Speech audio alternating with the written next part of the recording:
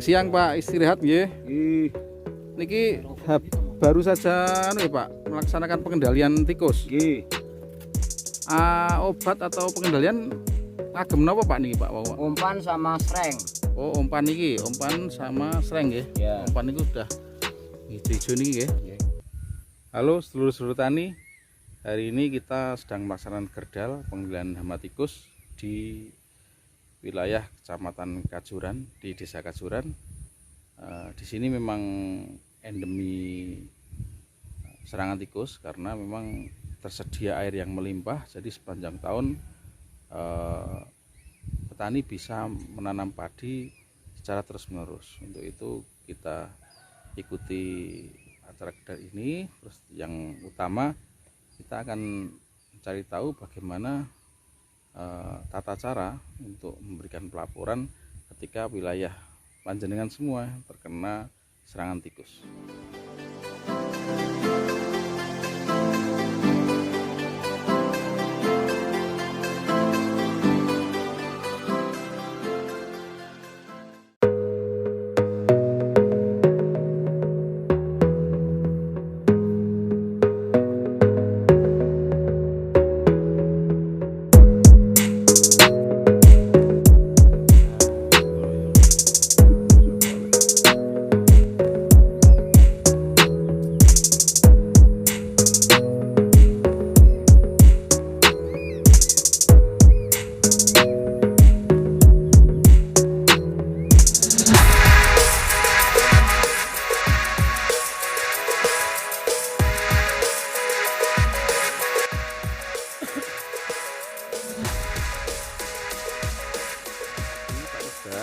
Selamat pagi. Pak Iqbal ini adalah penyuluh di wilayah yang sedang dilakukan gerdal ini. Yang mau kami tanyakan Pak, alasan kenapa harus diadakan gerakan pengendalian untuk tikus di wilayah panjenengan? Oke, sebelumnya saya kenalkan, nama saya Muhammad Iqbal, saya penyuluh pendamping di Desa Kajuran. Kebetulan hari ini kita melaksanakan gerdal, gerakan pengendalian hama tikus di blok dusun Meranggen Wetan. Kelompok taninya situ tadi telah diadakan pengamatan dengan kami, petugas PUPT merekomendasikan untuk dilakukan kegiatan pengendalian. Kenapa diadakan gerakan pengendalian? Kami ulangi bahwasanya dari luasan kurang lebih 16 hektar itu ada kurang lebih 3 hektar yang terserang hama tikus. Untuk itu perlu diadakan kegiatan pengendalian hama tikus ini supaya tidak merebak atau menyebar ke lokasi yang lain. Jadi sekiranya bisa dicegah, itu akan lebih baik daripada saat kita sudah terkena serangan tikus. Sejauh mana Pak Iqbal untuk kerugian petani ketika terkena serangan tikus itu? Untuk kerugian petani itu sangat mungkin besar sekali sampai pada tingkat fuso, Mas. Jadi artinya fuso itu petani tidak bisa atau tidak mendapatkan hasil panen. Jadi sampai kondisi paling parah itu petani tidak bisa panen dan tidak bisa mendapatkan hasil dari panennya itu. Bisa dilihat nanti di beberapa titik lokasi, tanaman padi itu yang tersisa hanya di pinggiran, jadi di pinggir pematang sawahnya itu, dan di tengah-tengah itu sudah habis dimakan oleh tikus. Karena itu memang kebiasaan tikus itu menyisakan yang sebelah pinggiran pematang sawah, jadi yang dimakan hanya sebelah tengahnya dan itu habis, Mas. Jadi ya. Sampai habis. Selanjutnya untuk para petani, sebelum terjadi serangan seharusnya apa saja yang perlu dilakukan, istilahnya pengamatan atau bagaimana sehingga sebelum terjadi serangan yang begitu banyak sudah bisa ditangani. Itu kira-kira langkah apa saja Pak? Oh ya, itu betul sekali, Mas. Kegiatan yang paling baik adalah kegiatan preventif, yaitu pencegahan. Ketika mulai masuk pada musim tanam, sebelum kita mulai menyebar benih pembenihan itu, kita lakukan usaha untuk yang namanya satu gerakan pengendalian bisa dengan cara pengomposan. Yang kedua bisa dengan cara pemberian umpan. Jadi kita mengidentifikasi dulu di lahan seluas di kelompok tani ini lubang-lubang aktif tikus. Jadi lubang-lubang itu yang biasa didiami oleh tikus.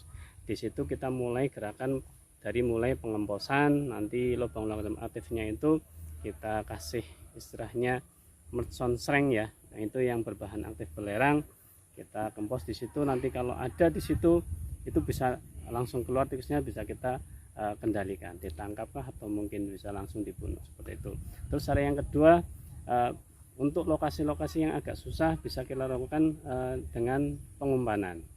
Pengumpanan ini tujuannya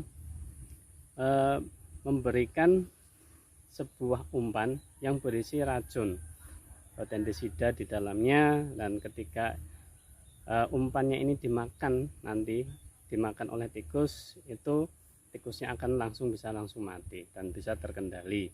Dan bisa dibayangkan Mas, seperti ini kondisinya. Ketika musim-musim seperti ini biasanya itu musim-musim mau kawin. Nah, ketika kita lakukan kegiatan preventif ini bisa mencegah si indukan-indukan ini untuk bisa berkembang biak. Dan bisa dibayangkan lagi, dari satu ekor tikus itu terdapat 6 ambing, dan kemungkinan itu bisa sampai pada anakan sampai 4-6 ekor anak setiap 3 bulan. Dan anakan ini nanti yang berpotensi akan berkembang biak setelah dia tumbuh 3-4 bulan, dia mulai siap kawin dan bisa berkembang biak dan bisa beranak pinak seperti indukannya. Dan itu yang perlu kita cegah di situ. Baik Pak, kita pernah dengar salah satunya tikus itu tidak suka dengan tempat yang bersih. Apakah itu salah satu langkah yang perlu dilakukan oleh petani juga, misalkan untuk selalu menjaga sanitasi atau kebersihan di lahannya? Oh iya, tikus itu lebih suka pada daerah-daerah yang istilahnya lembab.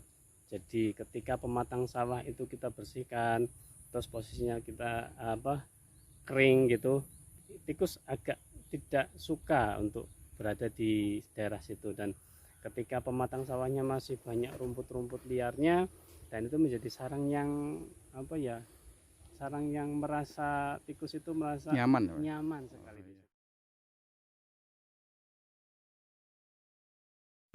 Sahabat tani, untuk selanjutnya yang perlu kita harus tahu adalah bagaimana langkah kita apabila kita tahu di daerah persawahan kita sudah mulai terserang hama tikus. Apa yang harus dilakukan? Nah, mari kita ikuti wawancara dengan petugas POPT di Kecamatan Kajuran. Bapak Ardi. Selamat pagi Pak Aris. Bapak Ardi ini adalah petugas POPT di wilayah Kecamatan Kajuran.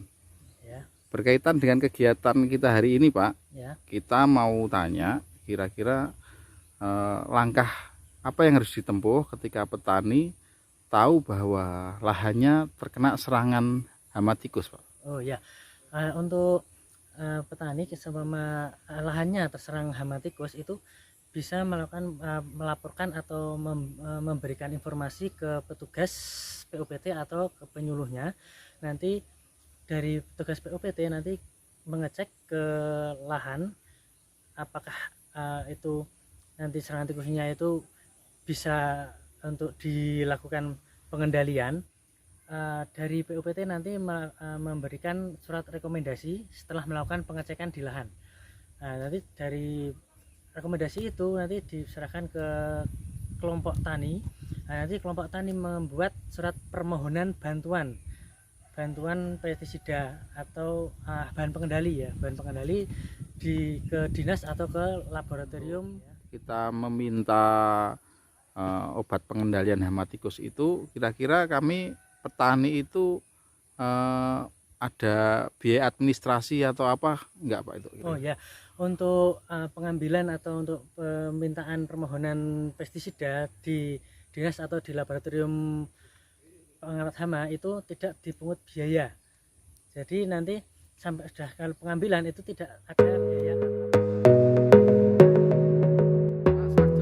Harapan kepada pemerintah atau kepada petugas kira-kira seperti apa Pak? Ya tolonglah biar petani itu sukses dengan penanggulangan hama dan terus pupuk itu dimudahkan. Karena memang sekarang pupuk itu ya mahal lah.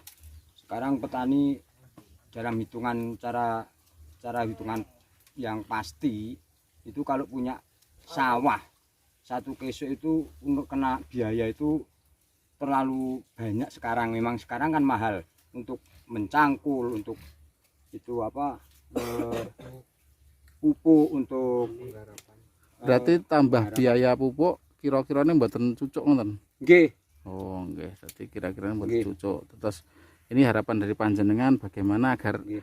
input atau apa biaya-biaya itu bisa lebih rendah ya Pak nggih. Nggih. Sehingga hasilnya saking pari menika